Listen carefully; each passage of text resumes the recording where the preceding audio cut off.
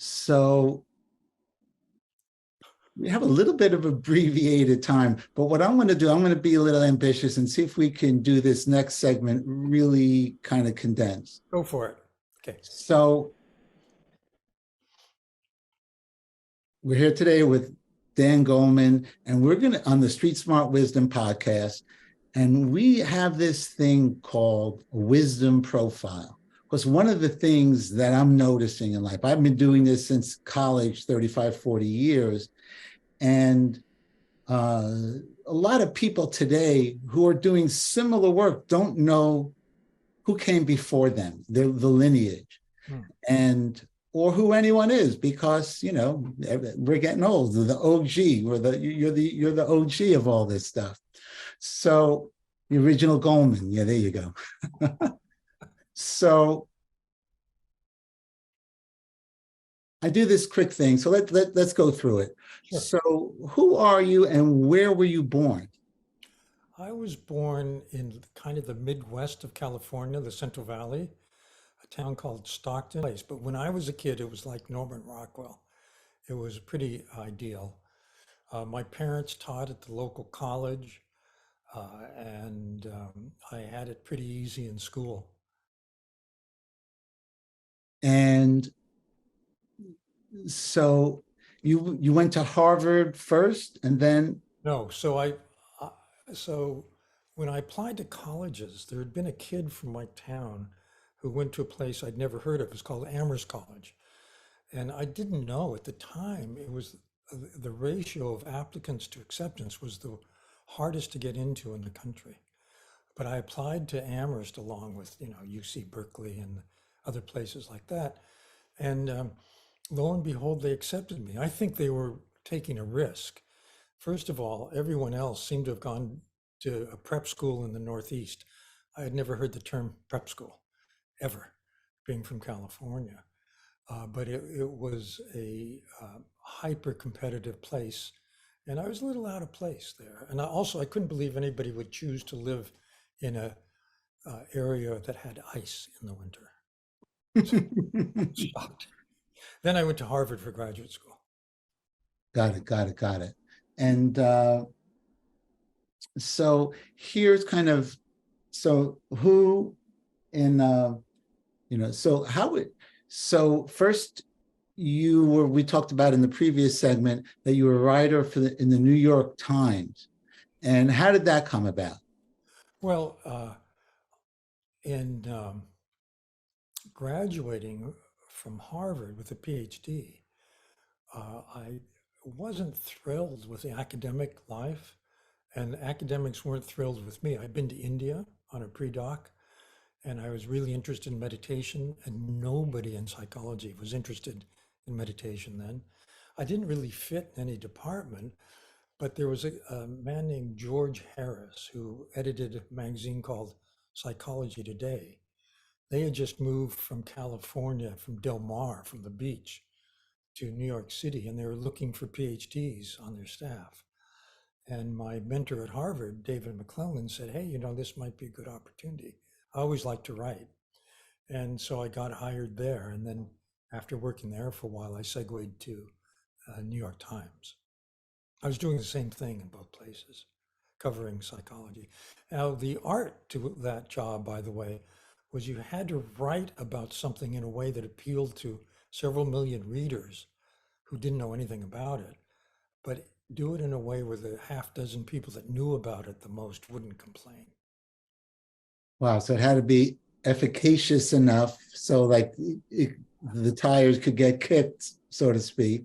Yeah, exactly. And so that was different than writing for the Times, I imagine, because the Times was more of a highbrow thing. Psychology Today, because Psychology Today, my wife's a therapist, so she advertises in there.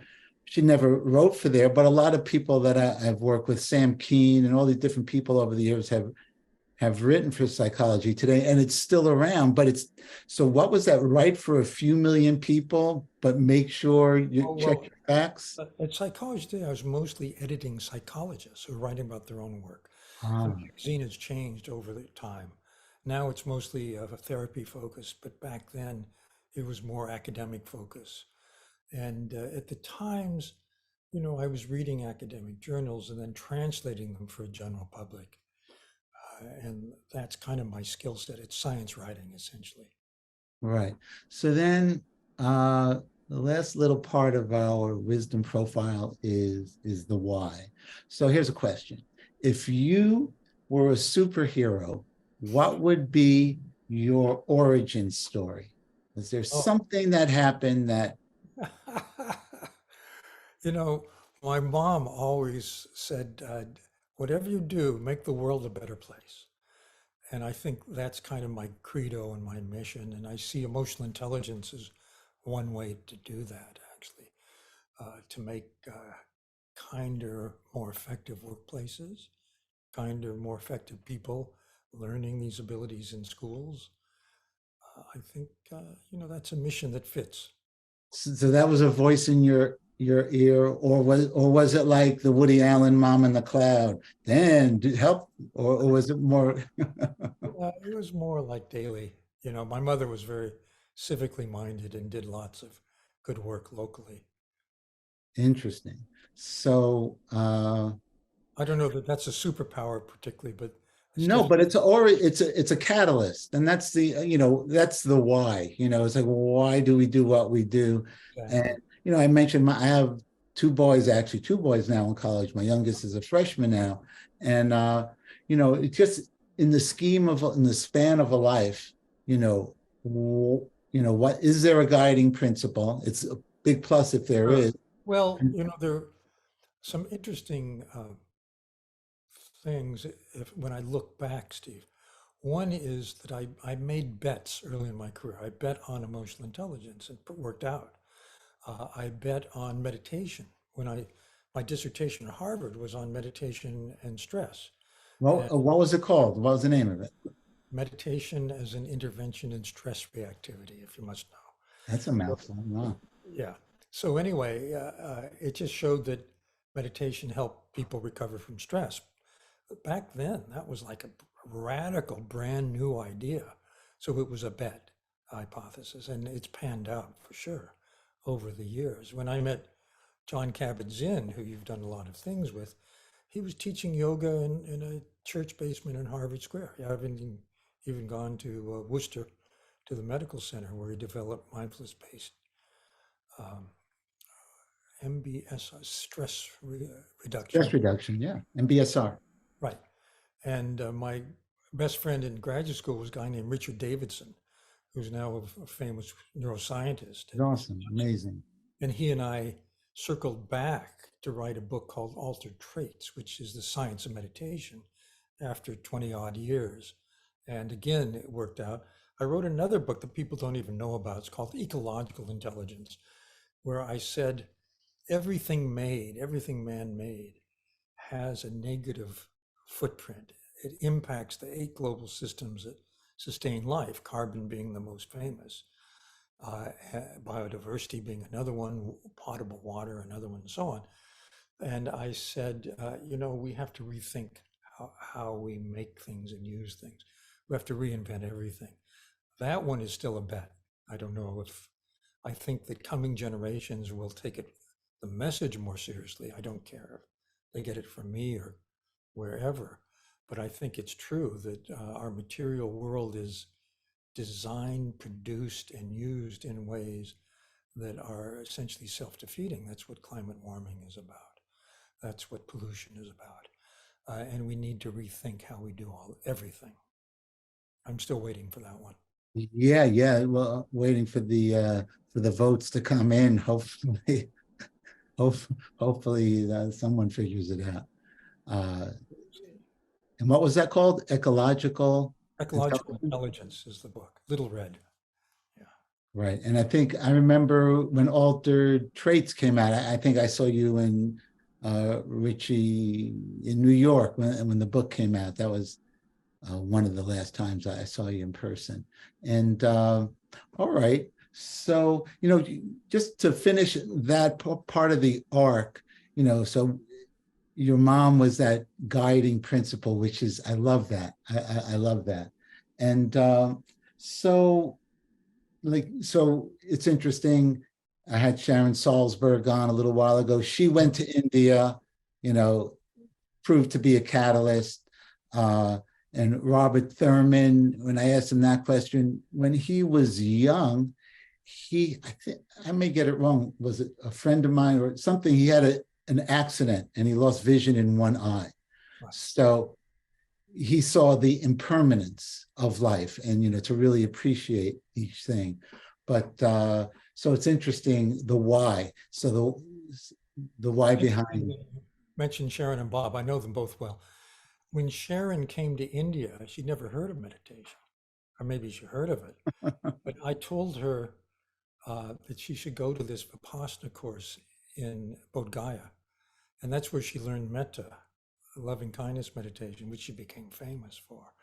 Bob did me a huge favor. He was the person that introduced me to the Dalai Lama. And I ended up convening a series of meetings with the Dalai Lama and various groups of scientists over the years. But I always thank Bob for that.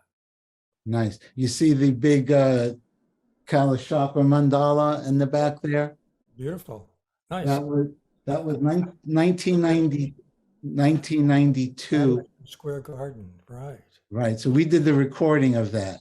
Oh, amazing. So that was phenomenal. Were you there for some of that, or? I was there for the whole thing, yeah.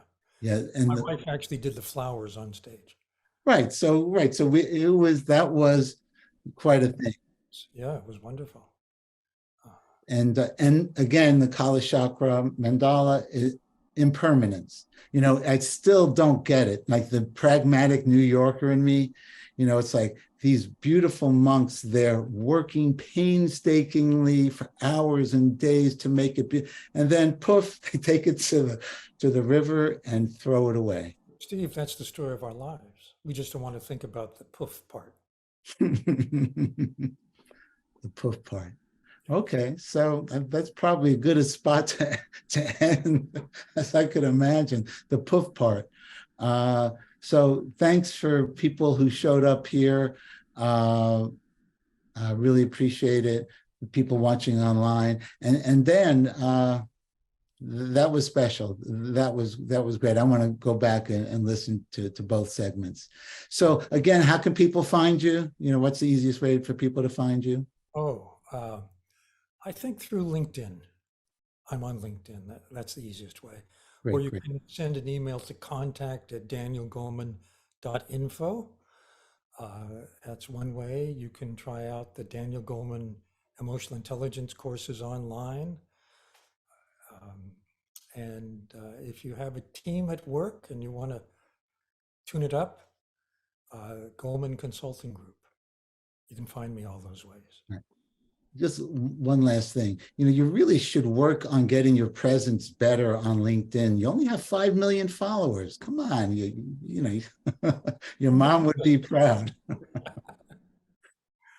It's always a pleasure. Thank you, Steve. All right, Dan, all the best. We'll see you next time. Perfect. Thanks. Bye, everyone.